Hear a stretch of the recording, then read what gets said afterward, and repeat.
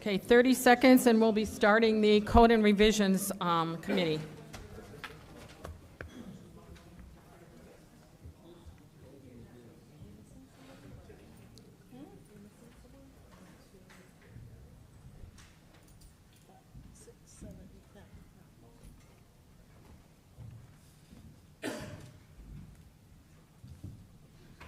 Okay, it is now 6 o'clock. We're going to go ahead and start the Code Revisions, Appeals, and Negotiations Committee.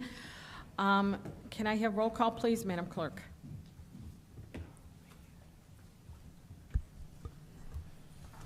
Hold on, I usually don't do that. That's usually the attorney. Okay, we're going to call the roll. Mayor Taylor? Present. Alderman Hayes? Present. Alderman Guzman? Present. Alderman Donenworth? Present. Alderman Bolton? Present. You have a quorum. Thank you. The first one, can I have a motion to hear the ordinance number, or the ordinance? I need a first and a second. Can I have a first? First. Second. Okay, so that was Hayes and Guzman. Okay. Item A, an ordinance amending section 21-122 of the Code of Ordinances, adding limited parking in front of home daycare centers. So this was something that was requested by an alderman for something specific to his ward. We cannot do something specific to a ward, so this would affect the whole city, which means that it could affect 145 potential daycares in our city. Is George Sellis in the room? George, would you like to talk about that for a minute?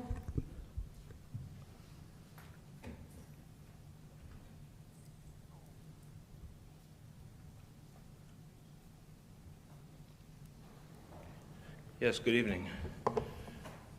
What was the question? I'm sorry. So we just want to know, there's 145 daycares, right? That's we correct. cannot do this for a ward. We have to open it up for the entire city. It would become available for the whole city, right? correct? And yeah. this is affecting 2 parking spaces in front of each daycare. Correct. Correct. Okay. Mhm. So this could potentially be like About 300 100 or so parking spaces that Okay. we would lose off the streets. Okay. Yeah.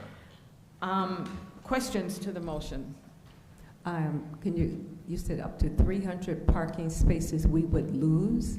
Yes. Is that what you said? If we're blocking 2 parking spaces in front, it's technically 290 spots that we're going to be blocking off that nobody can use. So that's, and the other issue that we have is a lot of the daycares are in rental houses or rental buildings, and if they move, then we'd have to pick up the sign and go move it somewhere else, and it would create an issue there also. And that's if they tell us correctly? That's correct, yeah. Because like sometimes we don't find out until they do their business license renewal. So we don't always know that they've moved. So we could be actually reserving extra spaces that we don't know about. But questions? I have a question. I have another question. Sorry. Thanks, George. So, as the mayor stated, initially this was requested by someone in my ward, and they asked specifically for their residents, and then as we did the investigation, obviously we have to make this available to all of the daycares. It's not that we have to give it to them. And so it could be that just as we do with the handicap parking, an individual daycare could ask for it and it would be evaluated yes or no. But the ordinance would have to be written to allow it to be implemented at any daycare. This is a particular concern, so it wouldn't, and every daycare is not going to have this issue, but it is a particular concern to several daycares in that mom has to drop off the kids, 1, 2, maybe 3 toddlers, and particularly in bad weather, and this is where the problem came to light. Mom would come to drop off a kid. She has to park halfway down the block or around the corner and walk the kid into the daycare and go back and get the second and so forth and so on.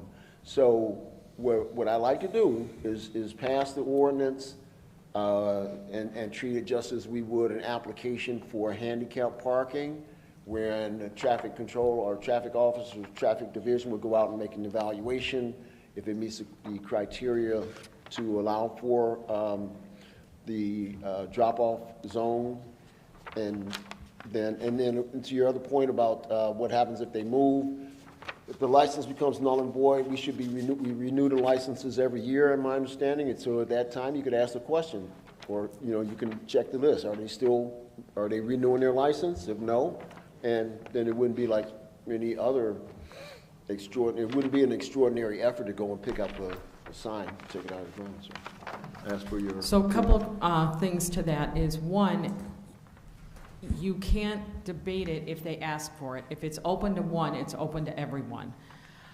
So you can't necessarily make exceptions. It's like if a daycare would come and ask, they would have to be granted that. But all of them wouldn't ask, Mayor. No, not all of them may ask, but it has to be open that if they do ask, they're entitled to have it. As I said, when their business license is renewed, that we check that address, but they could move tomorrow and we wouldn't find that out until their license renewal is up. So just so there's clarification on that. But it's, these are two different aspects of it, and you have to decide how you want to do that. But that is something that's why I wanted Mr. Sellis to clear that up on how many it could potentially affect. You cannot make an ordinance for one ward only. I have a I question. have a question. I'm sorry, yes. Go ahead, Alderwoman Bolton. So speaking with one of my constituents that has a daycare, if they're having parents drop off children at different times, how would this look? I guess that's what I would ask. If you have limited parking. We came up with some specific times that were requested. So there will be like a window, and I forget exactly what the window is. I didn't see the ordinance, I'm sorry. I'm Kelly- sorry, could you speak in the Kelly, mic so do you you can have it? project? Yes, Speak in the mic. the proposed window for drop-off and pickup would be 5 a.m. to 10 a.m. and then 1 p.m. to 5 p.m. So other than that, and remember that this is not parking, they're just dropping off. So pull up, drop off your kids, and leave. But no one else can park in those spots either, though. Right. Just so you know that. So the owner can, right? No No. one would be able to Like you park said, this is a there other than to residential drop off the children. daycare. I mean, she can't park in front of her own daycare, right? How do we know if the car is parking or if they're just dropping off? Like, if the police drive by and see a car parked there during that time, how are they gonna know they're not just dropping off or parking? Well, they shouldn't be parked. They Well, should be, but I know. We're not supposed to leave our cars running either, so you can't leave the car running and go inside because you're not supposed to leave your car running. That's an ordinance. Yep. How are you gonna know if they're parking or dropping off? I would think by the time the police get out of their car and walk up and write the ticket, I mean, they're just taking the kid to the door, right? They're not going inside and having coffee, so. Alderman Hayes, you had a question? I had a question about how it's going to be paid for. Does the city have to foot the bill for the signs and the labor to go out and put the signs in, or is this a fee that the home daycare would pay for the city to go out and? I don't know if put that the was signs in. considered, Tom. I mean, signage is normally put in by the Public Works Department, but I don't think, I didn't consider that when I proposed the ordinance, so I don't know how we would address that. Maybe we need to discuss that too. And this is being requested by the daycares, right? Just so I'm clear. Yes. Okay. Just one Yes. daycare. By one daycare, and he told me that they have at least 98, like a group that they are constantly in communication, but it was specifically requested for 512 North Ash Street in my ward. Okay. Right, and that was, I did talk to a couple of 3 other daycares who expressed interest in or agreement with it, but I didn't take like a survey or anything, so I was just trying to solve a problem specific in my ward at the request of one of my constituents. Sure. And that's how this whole thing started. Okay, and So- that makes sense. I think my concern is, if, thinking it through, if the people that are dropping off, and I drop my kids off at daycare too, so I get it. And it's a mad rush and you need to find parking and you're trying to get to work, and I get the frustration around it. But if the people that are dropping their kids off at daycare can't find parking, and then we're gonna take 2 to 3 parking spots already away from that street, it seems like we would be creating an additional burden to the other neighbors. Because if there isn't a lot of parking on the street already, and now we're gonna remove 2 spots for 10 hours a day or whatever the time frame was, it seems like we would be conveniencing one person and potentially inconveniencing everyone else on the block. Yeah. So I'm like trying to weigh the burden. Yeah, there is that. You know, now I can speak to 512 North Ash Street, and part of the reason or the exacerbating factor in this is that there is a neighbor next door who has, I believe, 5 vehicles. They won't park their vehicles in their driveway or only park one in there because they don't want to jock him around. Sure. So they park all their vehicles out on the street, right? Yeah. So there is a parking issue down in that block. And this is the proposed solution. I think we should give it a try and see how it is. Again, I think if we treat it just like we do with the handicap parking, you have to make application for that, and then the traffic division goes out and says, do you have other options, or how far is your car parked or something? You know, they can measure the qualifications for the. I have a question. Sure. I'm not in this committee, but could a rule be made where if they're being dropped off, you put your hazards on? Yeah, you can do and then you'll know that they're dropping people off. Is that something that could be done? Yeah, the way the ordinance is read right now, it just opens it up that any daycare could apply.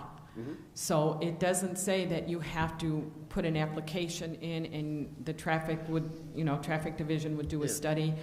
I don't even know that our traffic division has, I mean, that could be 145 potential daycares that we'd have to do traffic studies on.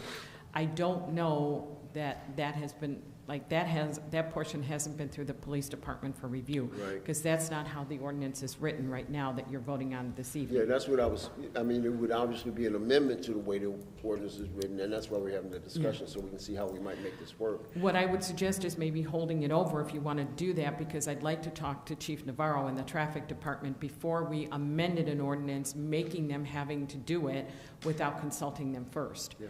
So if you'd like to hold this over and get more information, would that be something you'd be willing to consider? Sure. Yeah. Okay. Yes. Yep. Okay, so Alderman Hayes, will you make a first to hold it over?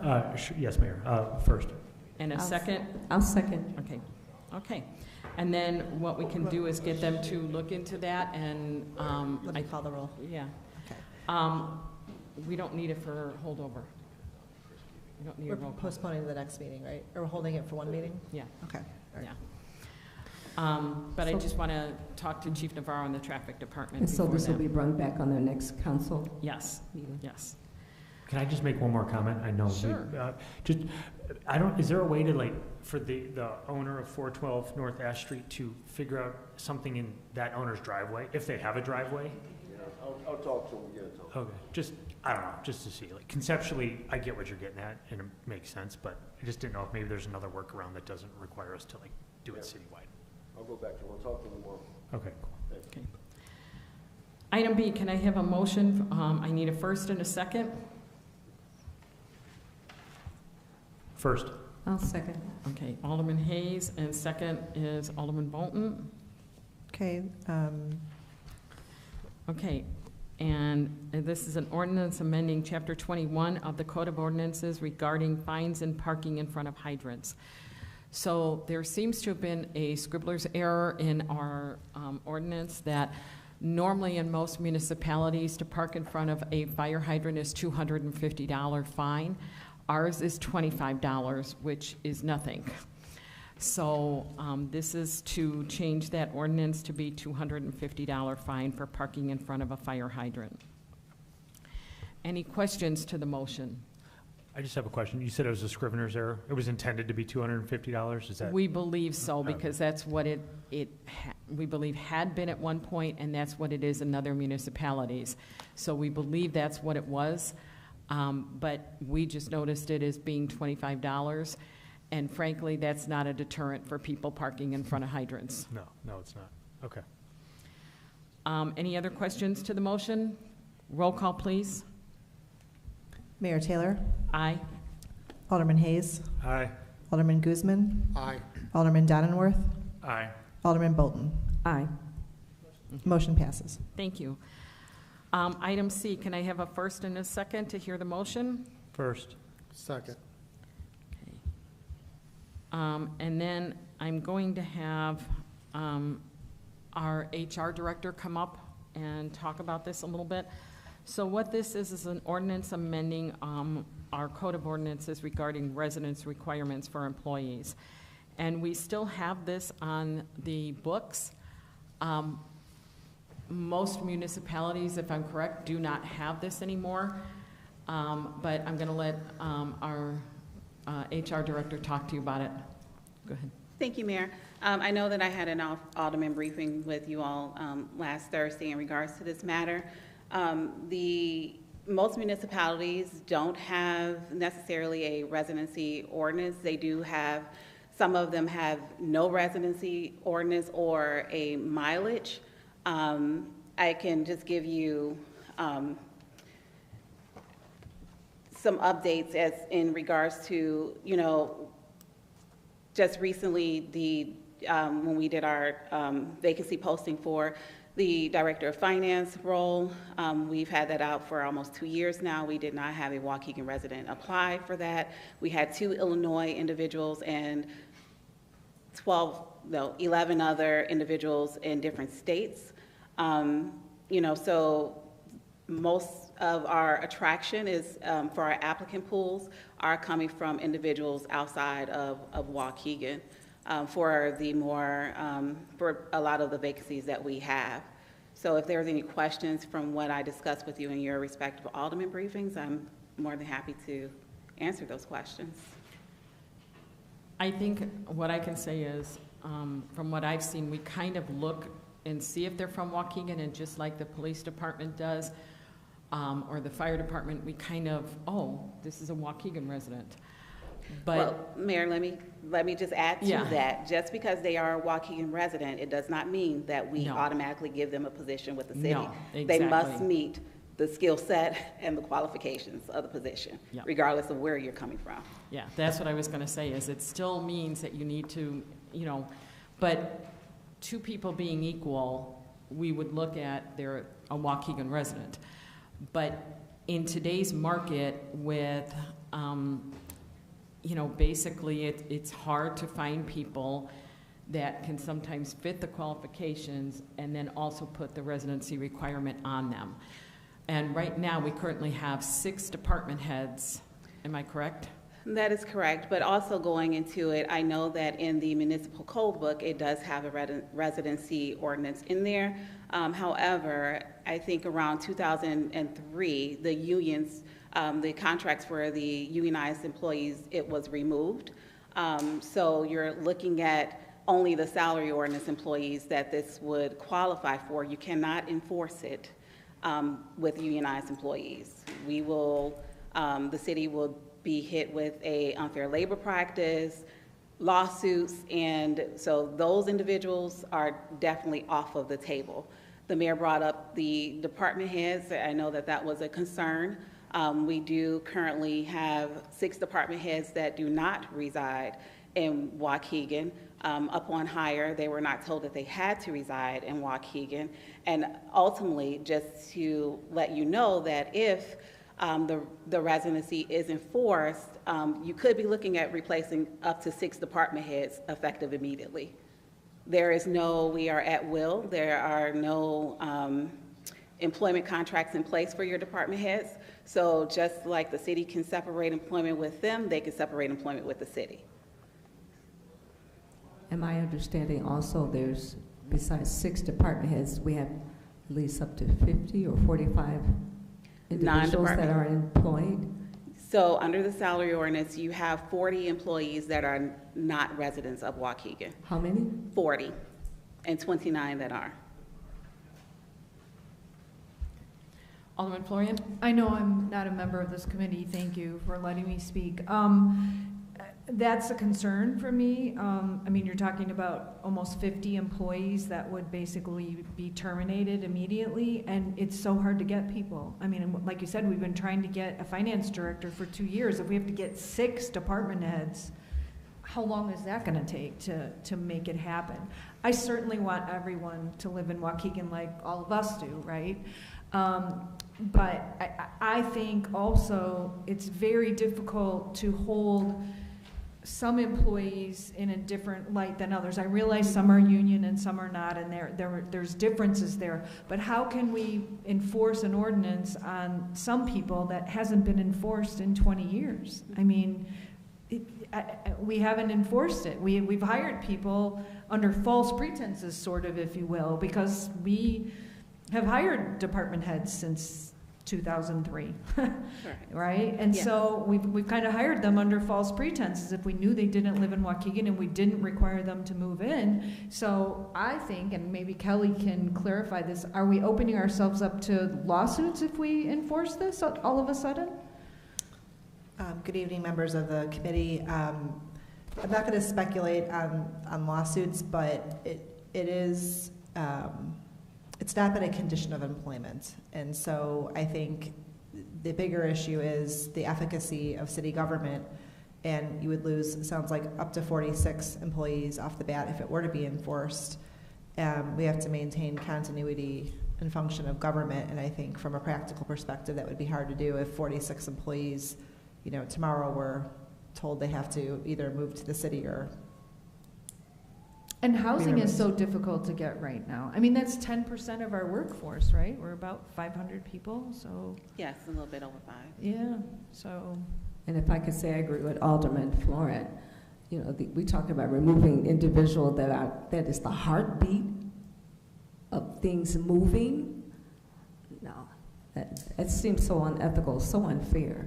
And you've lived maybe in Gurnee 3, 4, 5 years, and you purchased your home, and we're asking you to jump up and move to Waukegan. Just no. Can I just say one more thing, though? I would like some clarity around city vehicles, though. Like, do we let people drive them? You know, if they're issued a city vehicle, can they drive 50 miles a day to their home? I mean, that adds wear and tear, that increases the chances of. So, you know, more time on the road means more chance for accident, right? That kind of stuff, more liability. So do we have any parameters around the city vehicle issue for people that don't live in the city? So, Alderman, I don't oversee the vehicle policies.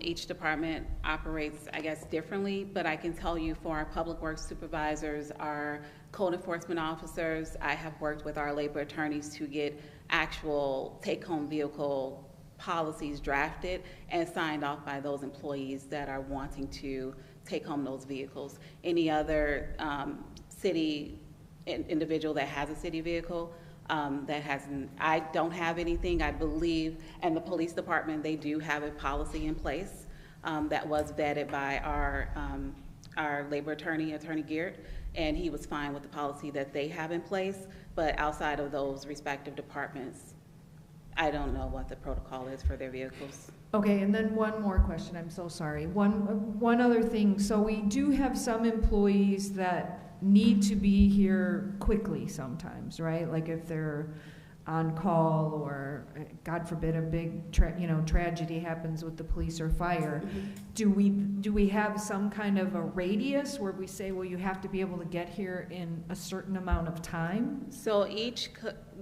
so you're mostly referring to our first responders and our public works employees. And maybe our code enforcement officers when they're on call. There are protocols in their CBAs and in their department policies that will outline what those parameters are. It doesn't necessarily mean that they have to reside in the city. It's just that they may have a certain response time. You may have it to where with our public works crew, they go down a list of calling individuals, and if you don't show up, it may be subject to discipline. So there are some parameters in place, not necessarily you have to reside in the city in order to be on call. Okay, All right, thank you for that So I clarification. believe even in our code enforcement, whether you live in the city or out of the city, you know when you're on call. And if you don't complete your on-call, and Commissioner Salas, I think you'll agree with me on this, you are still subject to disciplinary action whether you're in or out of the city. It still means that you're on call for that. Okay. Any other questions to the motion? I do. So I've been thinking about this a lot. Okay, I think the director of finance was there at the Alderman briefing, made a good point, very, very good point. Alderman, I'm not the director of finance, I'm the director of human resources. Human resource, I Thank you. apologize, sorry. You made a very, very good point. Since 2002, 2003, nobody was towed, even though the ordinance was in fact there. But this is like 200 or 300 employees. I agree to maybe do an amendment, maybe exempting the ones we have now, but future going, I still think those 200 or 300 employees should be living in the city. I mean, these are good paying jobs. These are middle-class families. Their heads on their shoulders. I mean, I understand how the whole thing is presumed because I have kids. I kept them, the school system, I kept them in elementary, then I moved them to private school after to get them not into the junior high and the high school, to put them in a direction where I saw that they should be going. So I do get why they would like to stay in their prospective towns. This is why I push so hard for the police department to have more troops on the ground. But I still feel that they should stay, but I'm willing to like exempt the ones we have now, if we can do that. But moving forward, I mean, there has to be a way somehow for, I mean, I understand the whole thing is the schools and everything like that, but that's, it's just, it's very difficult. So, I mean, I guess I would say let's do maybe an amendment, maybe exempt the ones we have now. Okay, I think you want to think out that amendment though, because if you're only going to, that means any future hiring, you would automatically, like, again, with the finance director, that's going to limit us in getting a finance director because we don't have that finance director now. And I can't tell you that the next person coming along will be from Waukegan. So how do you, I mean, as long as they're willing to move to Waukegan. I mean, we're talking, what, how many employees right now? 200-300 employees. I mean, if my dad or my mom was a police department officer and stuff like that, I think when I was in high school, I'd be a little bit more calmed down, or a firefighter or department. but you're talking two different things because the police and fire, that's part of their bargaining. That ship has sailed. Their ship No, has sailed. I get that. I get all that, but I mean, yeah, I'm talking about the future. I mean, when the city employees live in, I mean, these are very good paying jobs. I mean, Well, Alderman, I can tell you with a lot of the vacancies that we have outside of those that's working like in public works, office individuals now are asking to spend more time actually at home working from home because that's just the day and age that we're in. So, you know, even to get, because there's other municipalities that do have hybrid plans. There's other municipalities that do offer more work from home than having them come into the office. So we're either getting, you know, boost up the pay if you want me to come in the office every day, or give me those additional benefits, or give me more vacation time. So, you know, today's recruiting is much different than it used to be. And people are asking for a whole lot more, and in comparison to other communities, our pay, while it is good pay, is still very competitive out there with other municipalities that do offer some of those things in addition to higher pay. Yeah, I've been reading a lot about that. Corporations are having a hard time bringing their employees back from home to the office. And I agree with corporations. They need to come into the office. Well, we have gone to certain, depending on your position here, in order to be competitive and not lose people, we allow certain work spots to do 2 remote days per week. Would I love to have them here, and we encourage them to be here, but we need to be competitive. Same thing with when you're talking about putting too many restrictions on, like for instance, one of the reasons that we haven't chosen a finance director is some of the finance directors came back and immediately told me they wanted 6 weeks vacation. And I said, you haven't even proven yourself to me. Why would I give you 6 weeks vacation? But if they can go to another municipality and get it, and they have, Correct. you lose that candidate. But in my opinion, I've been pretty strict about that, and Director Jones will tell you that, as I have said outright, if they were here for a year and I could see what their work was like, I might consider that. But to give somebody 5-6 weeks off the bat without me knowing what their work ethic is like, that's a big thing for me to bite off and say yes to. But it is something that every single candidate that we have looked at has immediately mentioned 4 to 6 weeks is what they wanted off. And they wanted, many of them wanted to work remotely at least 1 day per week. So this is just the new marketplace. And in addition to, they wanted a higher salary too. So under the salary ordinance, the mayor has the authority to start to put a department head anywhere on that respective tier. So initially, when we first went out for the vacancy for Director of Finance, we started that title at step 3. And then the second time around, when we did our nationwide search, we started at step 8, which started out at about $145K, and that still wasn't good enough. And that we had individuals wanting more than that, plus 4 to 5 weeks of PTO time up front.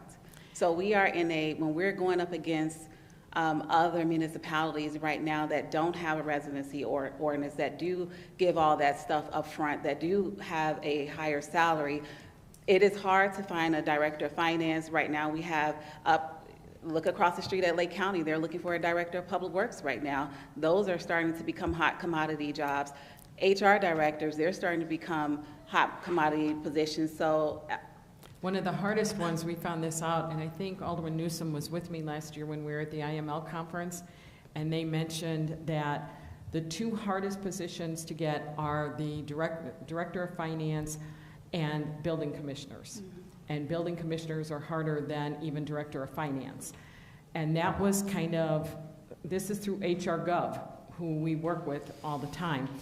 And they basically said, you know, it's a bidding war, and you have to be prepared that that's what it's going to be. I've been a little reluctant to go into that bidding war. I'm kind of like, let's see, let's try this, let's try that. But were you in that course with me, Alderman Newsom, when we took that one?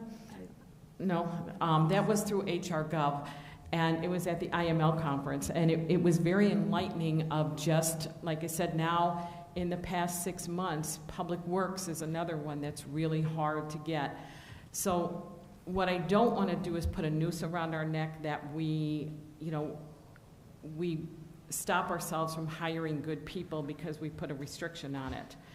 But I do think that we try as much as we possibly can to hire Waukegan people. And that is a commitment that I've made, HR Director Jones has made, that we look at that. As long as you meet the qualifications, then that person definitely, is one that, oh, they're from Waukegan. We look at that. I have a question. Yes. I'm not on this committee, but I have a question. I know that this ordinance dates back to like 1978-ish, somewhere in there. I think so. And I do know that I think for probably 10 years it was enforced. Then after that, it wasn't that much enforced.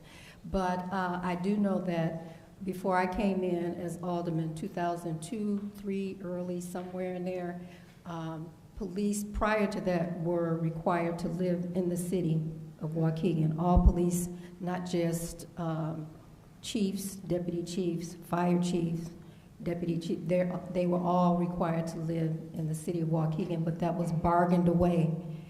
And so by contract, they did not have to live in the city anymore. And I believe with fire department, their hirees, you can correct me if I'm not correct on this, Chief Pazer, they have to live within a parameter or a distance away from Waukegan or no radius. Did it start off with a radius? Oh no. So they, because I believe that they could go as far as Rockford, but they could not go out of the state of Illinois. No, we have a lot. Prior to this, no. I correct myself. I believe you are correct that it was like I-80 to the south. Mm-hmm. They wanted to make it, you couldn't cross the state line, but that failed in negotiations.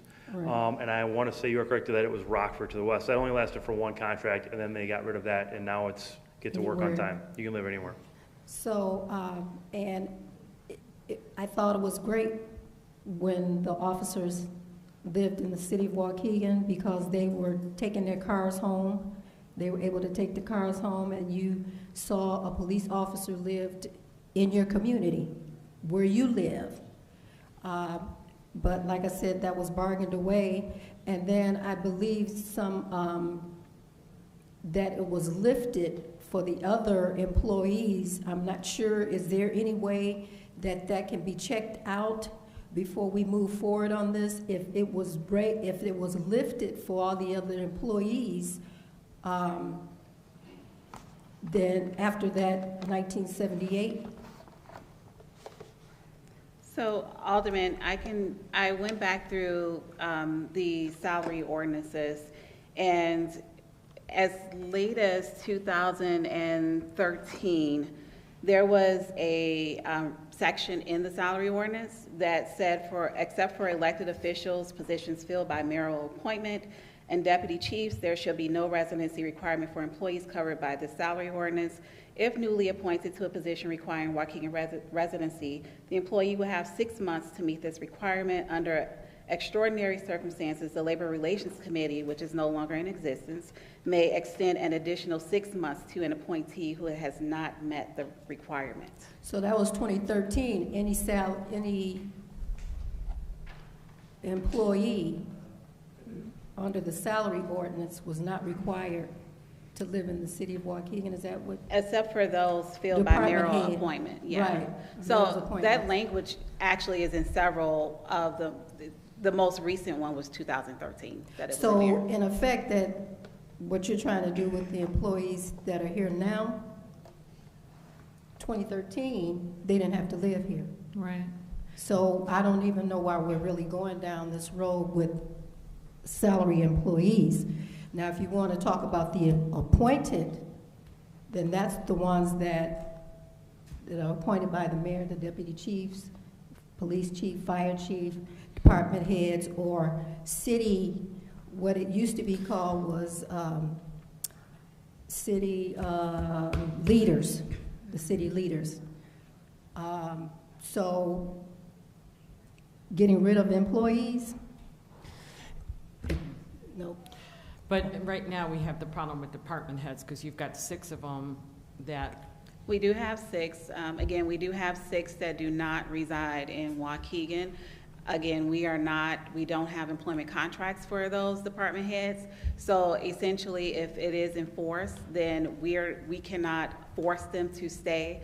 I know Alderman, during our briefings, he mentioned, possibly having them stay on for 30 days. They are not obligated to stay on 30 days. Essentially, those same 6 department heads can wake up tomorrow morning and tender their resignations without giving the city any more time, and the city will need to have a plan B as to what they need to do to cover those departments. And I can tell you from discussions, I would bank on at least 5 out of 6 of those leaving. Can I ask a quick question?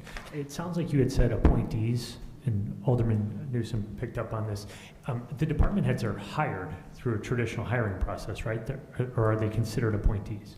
So I can only tell you my experience since being here for the past 12 years. The officers listed under the residency ordinance were the only ones that were considered appointments and were approved by City Council. So your finance director, your HR director, your IT director, those positions were never presented to City Council for approval during my time here. But they are filled by the mayor. They're filled by the mayor, but it goes through the traditional hire. It seems to me that they're not appointees. They are regular employees. They're regular before employees. They are promoted by the mayor. Is that, well, or deputy, well, those have to be approved by the council. But they are, for instance, our Department of Public Works, he was an employee before he was just promoted. Yes. So that would mean, okay, just because I got promoted, now I got to move into Waukegan, and I've been working here 25 years? That's not fair. Well, he does live in Waukegan. Yeah, I know he does, Bravo, but I'm just Chris. saying, I'm just saying somebody else, you know, that. I'm going to have the attorney talk on this with other municipalities, how they handle it, because I'm curious on that. So very few municipalities have a residency requirement. City of Chicago does, but other municipalities are exactly what Director Jones is saying. They're looking for ways to maintain a competitive advantage because there has been such a dynamic change in the workforce.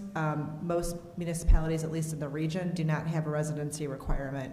Waukegan's size, the proximity to other municipalities, I think it would be difficult to enforce. But also we would have the issue of, we have current employees that currently work here. Even at will, you know, there's a process to removing people. And we'd have to consider that as well.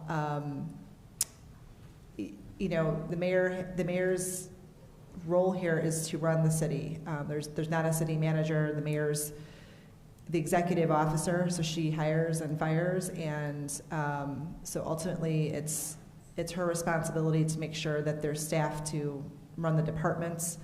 I think in terms of this ordinance, it's something that we, you know, should be cleaned up because it conflicts in part with the salary ordinance, or at least in the past. So there should be a consistency at least.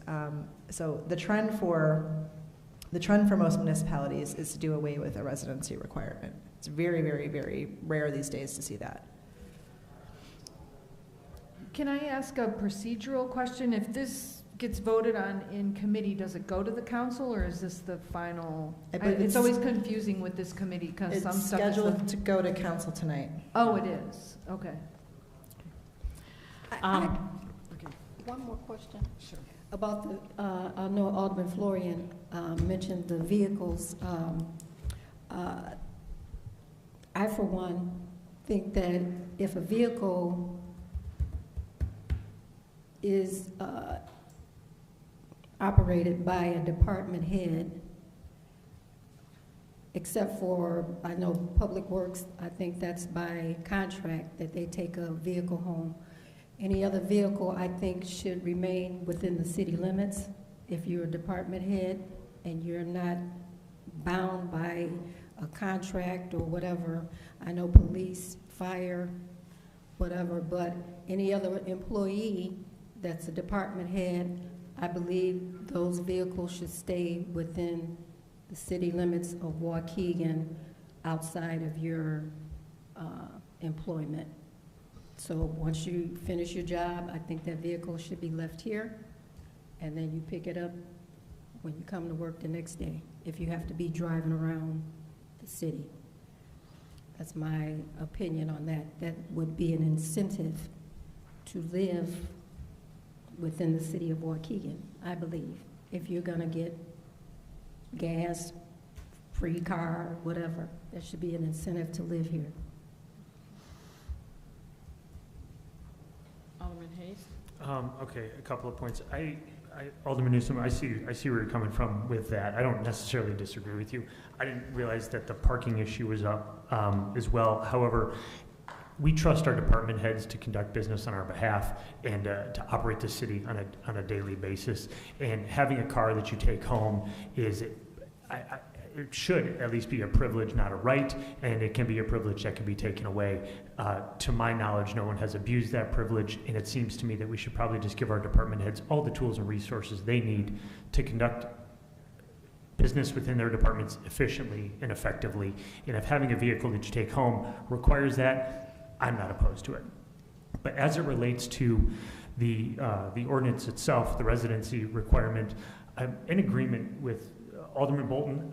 I really agree with what you said. I was going to say that you would decapitate, the administrative members or, the administrative body at City Hall if you were to just remove 6 people. But your point is actually even better, that you would be taking out the heartbeat of the city. When you talk about, it's been mentioned before, institutional knowledge, but people that have made a career out of trying to help the city thrive, to now all of a sudden disqualify them from a position that they have held for, in some instances, decades. Based on an ordinance that has not been enforced. And in fact, it sounds like language was affirmatively placed in city documents that said that the ordinance was not going to be enforced, or something to that effect, that the residency requirement would not be imposed upon those appointees, which I think might be a word that we might be able to capitalize on here. Nonetheless, I think going forward, it sounds like maybe there's some agreement here on current employees, because that would be a lot of employees to lose overnight. But I think it might be a little bit short-sighted to require future hires to live within the city. I get where you're going with that, and I would love to see that. I think all of us would love to see that. But we would be restricting the talent pool catastrophically. It's not to say that there aren't talented people in the city of Waukegan that can hold these jobs. We encourage them to apply, but we are having the hardest time hiring across the board. These positions have been open for years in some instances. It's hard to hire police, it's hard to hire fire, there we go, and then also the administrative positions within the city. So if we're gonna do, as Alderman Moisio would say, get the best deal for the city of Waukegan, then what we need to do is cast a wide net and just attract, the most talented candidates for every position. It doesn't matter if it's a laborer or a department head. They're all important, and we need the most talented labor force that we can get, because that's how we serve the rest of the city. So not only am I opposed to enforcing the residency restriction, but I think going forward, enforcing it on future hires would not necessarily be fair, but also it would really handicap the city. So that's kind of where I come down on that. I got one more thing. Okay.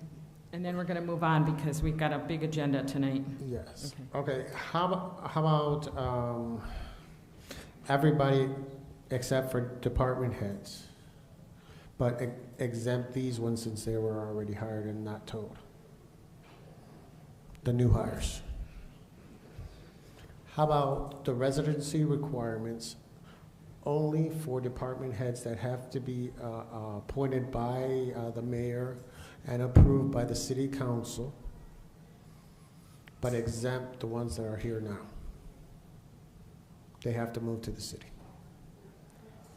But we've been looking... And amend the resolution. We've been looking for a department head for a year for finance, and not a single Waukeganite applied for that position, Jose. So we're never going to have a finance director?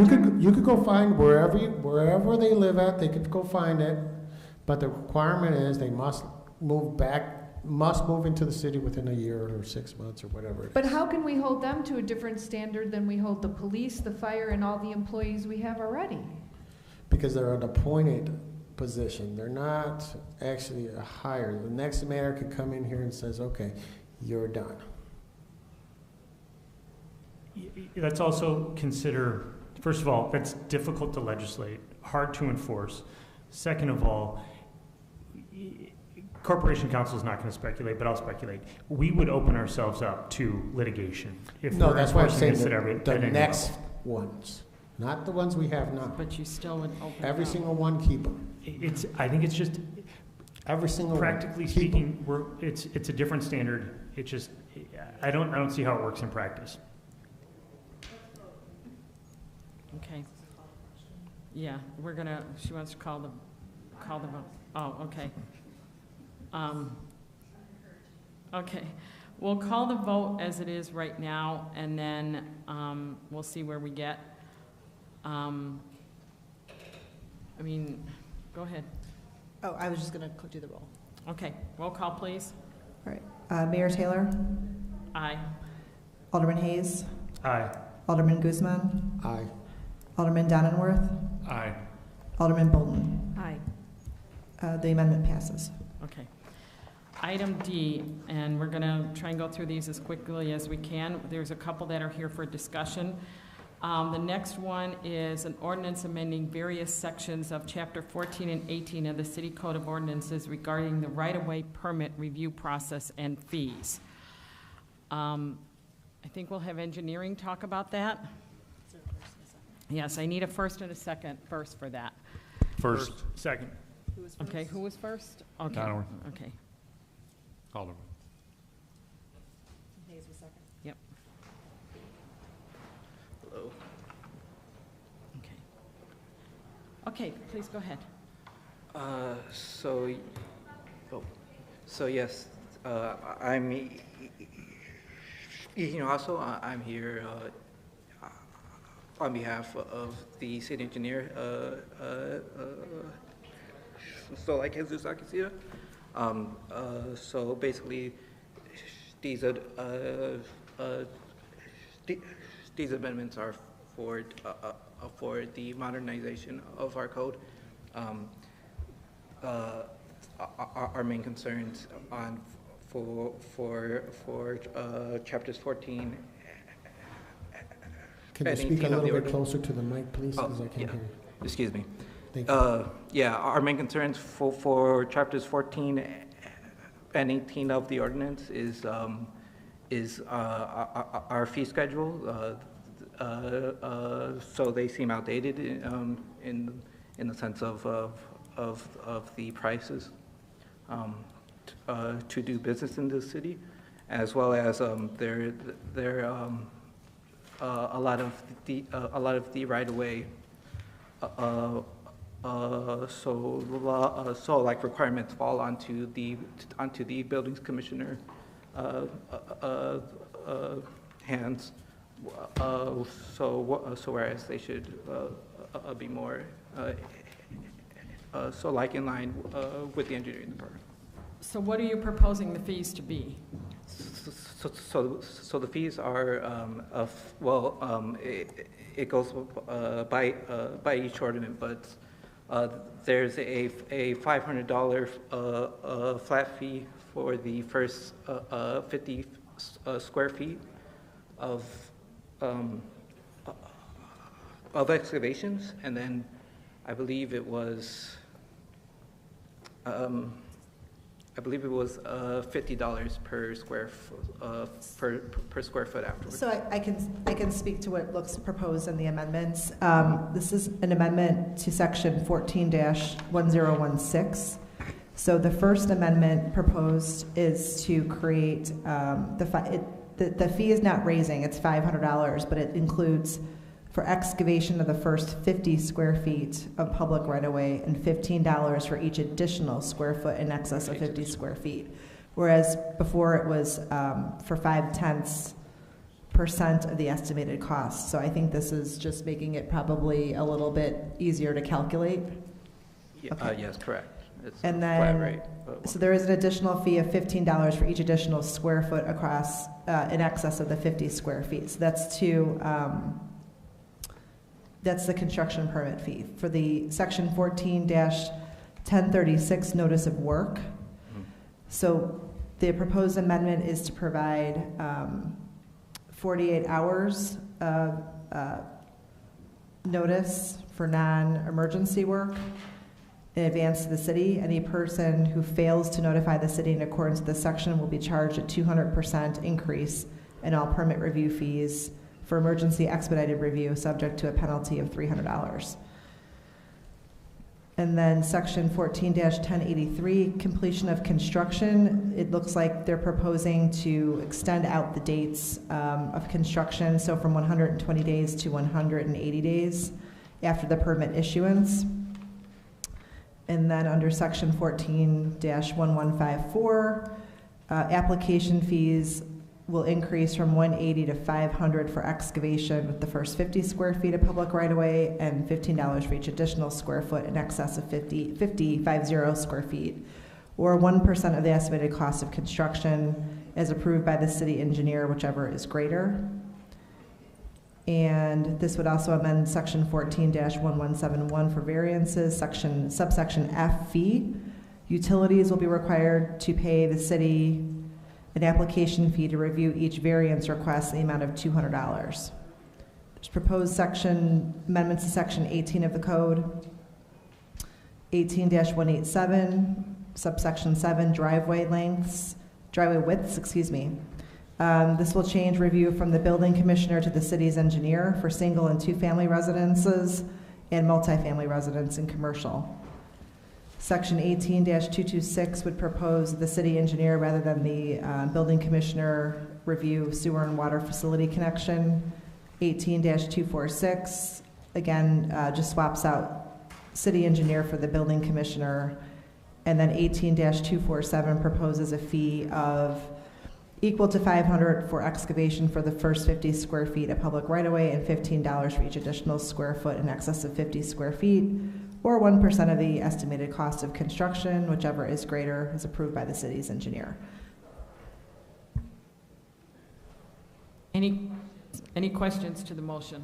I just have one quick question. It says that we're reducing the notice period from 10 business days to 48 hours, or 10 working days to 48 hours. It's a pretty drastic reduction in notice. I assume the engineering department's okay with Yes. reduction? That's enough time for you guys to have notice and do whatever you need to do? Yes, it's plenty for documentation, which is the main purpose. Okay, sounds good. Then I'm not going to second guess it. Okay, any other questions to the motion? Okay, roll call, please. Mayor Taylor. Aye. Alderman Hayes. Aye. Alderman Guzman. Aye. Alderman Donenworth. Aye. Alderman Bolton. Aye. Motion passes. Thank you. Item E, a resolution adopting the IML Civility Pledge. Have you all read the copy of it? Yes, ma'am. Okay. Any questions? Okay. Roll call, please. Mayor Taylor. Aye. Alderman Hayes. Aye. Alderman Guzman. Aye. Alderman Donenworth. Aye. Alderman Bolton. Motion passes. Thank you. Item F, a resolution authorizing the CBA and PBLC, authorizing the CBA with PBLC. Any questions to the contract? Okay, roll call, please. Mayor Taylor. Aye. Alderman Hayes. Aye. Alderman Guzman. Aye. Alderman Donenworth. Aye. Alderman Bolton. Motion passes. With this committee's permission, the other two are discussion items, and since we have a long night tonight, would it be possible to put those on to the next agenda in August? And then if the alderman who brought those, if you could talk to legal so that we can get a better understanding of what direction to lead that discussion into, because I think council was these are very vague. Would that be okay if we did that? So Yes. moved. Okay. Second. Okay, I thank have you. a question. What is the one that you just voted on? That was the contract with the police, the PBLC. Oh, I see. Okay. Okay. Thank you. Okay, so it's a motion to hold over items G and H. So I need a first, which was Alderman Hayes, I believe, and, Second. okay, Alderman Guzman. Okay. Roll call, please. Mayor Taylor. Aye. Alderman Hayes. Aye. Alderman Guzman. Aye. Alderman Donenworth. Aye. Alderman Bolton. Aye. Okay, item I, a resolution approving, well, I need a first and a second. Let me start there. I need a first. First. Okay, Hayes, second. Second. Guzman. A resolution approving an agreement with Hera Property Registry LLC and Milberg Coleman Bryson Phillips Grossman PLLC for the vacant and foreclosed property register and enforcement. I'm sure during your briefings you were updated on how the last property foreclosure registry that we had suddenly just went out of business. So this is a different company and one that we have had meetings with, and Commissioner Sellis is happy with. Any questions to the motion? Okay, roll call, please. Mayor Taylor? Aye. Alderman Hayes? Aye. Alderman Guzman? Aye. Alderman Donenworth? Aye. Alderman Bolton? Aye. Motion passes. Thank you.